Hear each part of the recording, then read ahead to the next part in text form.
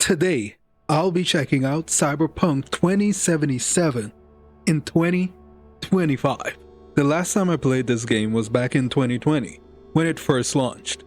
And to make things worse, I played it on the Xbox day one, actually marking the last time I've ever pre-ordered a game. But I did complete the main story with all the crashes and performance issues. That was 5 years ago. Has Night City finally become what it was meant to be in 2020? Today, we're going to dive back in and see how Cyberpunk holds up, from performance and gameplay to exploration and story. And AI, which is an important factor. When Cyberpunk first launched, it was infamous for frequent crashes, low frame rates, and visual glitches that made it nearly unplayable. When I first played the game, it was on my Xbox. And to be honest, it was probably one of the best experiences I could have had at the time, because I was already accustomed to having 30 FPS gameplay, so that didn't even bother me with the FPS problems that the game was riddled with at the beginning. But the game was still full of bugs and crashes. If there was any type of rain, yeah, the 30 FPS would be 15 FPS at best. So, coming back to Cyberpunk in 2025, I decided to play it on PC. And I'll be honest with you, the FPS issue is way better, and I don't mean from launch. I mean from when they had the performance update after the Phantom Liberty DLC, which was one of the reasons I didn't play when that DLC dropped.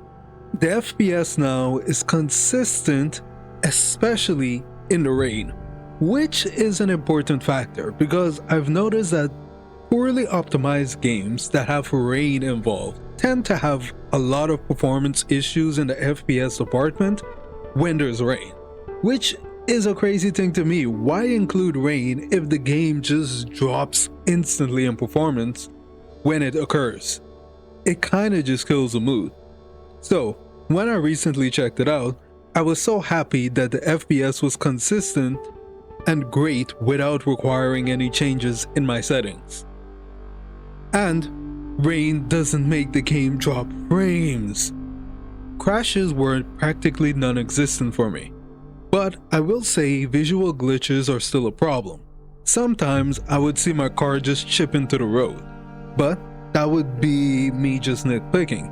It wasn't any game-breaking issue, so it's not that serious, I guess.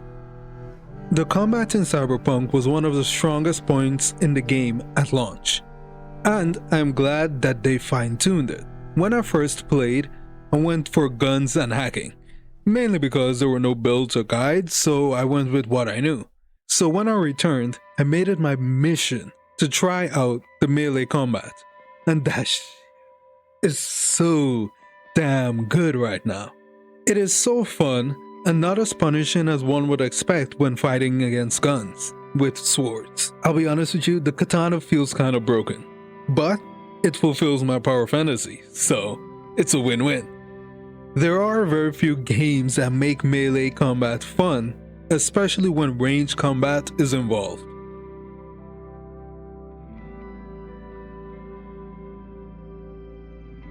At launch, I didn't do much exploration, mainly because of loading screens, pop-in assets, and a world that felt empty despite its density, with Night City often feeling like a static backdrop, and traveling was limited to basic driving and walking, with no meaningful vehicle interactions. Also, the performance issues just made me want to do what was important: complete the main story, get my money's worth, pop out. I pre-ordered the game at the time.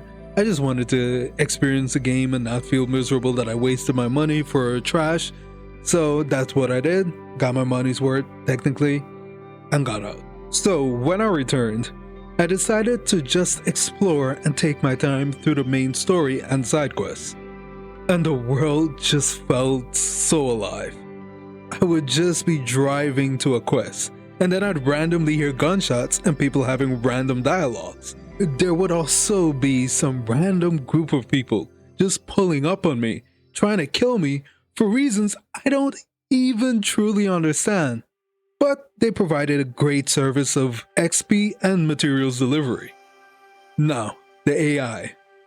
At launch, AI was very raw, with NPCs exhibiting pathfinding errors, for example, walking through walls, and enemies using basic tactics, leading to repetitive fights. Police pursuits were simplistic, often ending abruptly, and civilian interactions felt scripted. Heck, I don't even think I've ever seen a police outside of the story. At launch, AI would just face tank everything. Now they're ducking and diving cover, which is pointless against me because I'm a melee build now. But I appreciate they're trying their best to survive. Now, the police can actually fight you.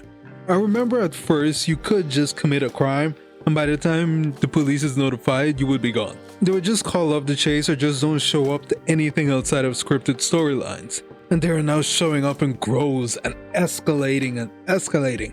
Kinda like GTA, which is a fair comparison and a fair idea to pull from GTA. The story at launch was the strongest point of the game, focusing on V and Johnny Silverhand's quest to survive a biochip implant gone wrong, featuring themes of identity, morality, and corporate greed. Things never change.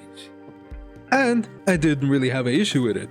I enjoyed the story. It was fun, it was simple. However, I was a bit disappointed for having very few dialogue choices that led to different branches in the story, or impacting literally nothing other than hearing a different voice acted line. Though, I will caveat this by saying that I'm not including the Phantom Liberty DLC in my return. I wanted to get a fair launch to 2025 comparison. The Phantom Liberty DLC did add some things, but in terms of story, it's a whole different ball game, so I don't believe the main story or the original story was altered or changed in any significant way from the launch. So, after revisiting Cyberpunk 2077 and 2025, I will say that it is a game finally worthy of your time and money. It may not have been the revolution we were promised in 2020, but in 2025, it's finally becoming a game worth touting as one of the greatest games in the 2020s. So, are you thinking of diving back into Night City, or have you recently visited? Or the current Cyberpunk still not enough for you? Let me know in the comments.